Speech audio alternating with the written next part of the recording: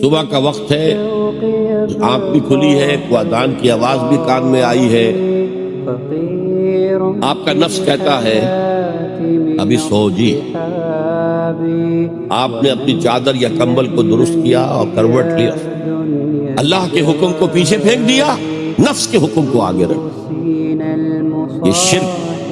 اس شرک کو جاننے والے بہت کم ہیں۔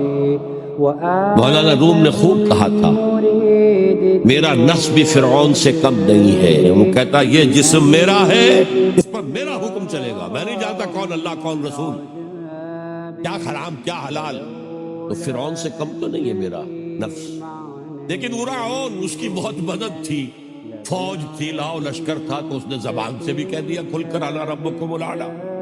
میں مسکین ہوں، غریب ہوں، میرے پاس کوئی طاقت نہیں ہے، میں زبان سے تو کچھ نہیں کہہ سکتا، اندر سے میرا نفس یہی کہتا